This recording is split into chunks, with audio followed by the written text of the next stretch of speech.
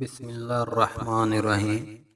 امت مسلمہ کے دیکھنے اور سننے والے معزز دوستو، السلام علیکم۔ ایک بزرگ گزرے ہیں، حضرت اویس کرنی رحمت اللہ علیہ۔ یہ تابعین میں سے تھے۔ نبی پاک صلی اللہ علیہ وآلہ وسلم کا زمانہ پایا اور اکیلے اپنی ماں کی خدمت کرنے والے تھے۔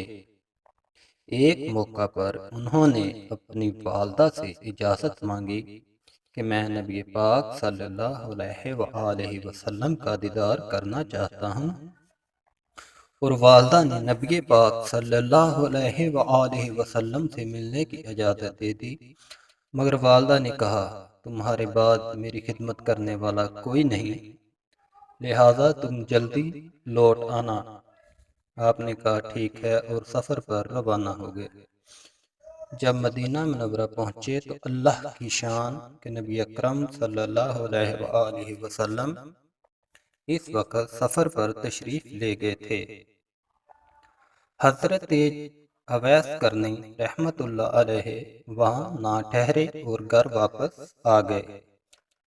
جب نبی پاک صلی اللہ علیہ وآلہ وسلم مدینہ منورہ تشریف لائے تو آپ صلی اللہ علیہ وآلہ وسلم کو بتایا گیا کہ اس طرح کا شخص آیا تھا، آپ سے ملاقات کا منتظر تھا، زیارت کرنا چاہتا تھا، مگر چونکہ آپ صلی اللہ علیہ وآلہ وسلم سفر پر تشریف فرما تھے اور ان کو واپسی کی جلدی تھی، وہ واپس چلے گئے۔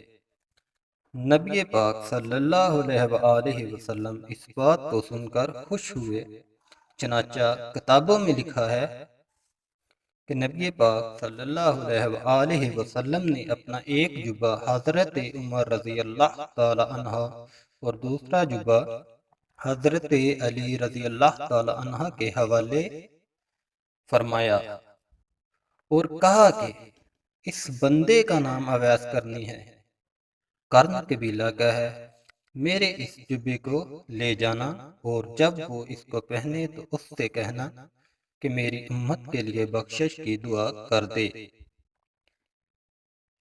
دوستو، یہ ماں کی خدمت کا اجر ہے کہ اللہ کے پیارے نبی صلی اللہ علیہ وآلہ وسلم بھی ہدیہ بھیج رہے ہیں اپنے جبے کا، اور ساتھ فرمائش فرماتے ہیں کہ آپ میری امت کی بخشش کی دعا فرما دیجئے۔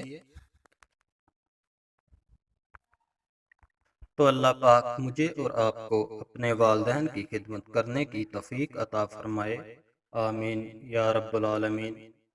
امید ہے ناظرین آپ کو یہ ویڈیو پسند آئی ہوگی۔ ملتے ہیں جلدی ایک اور نئی ویڈیو کے ساتھ۔ اللہ حافظ۔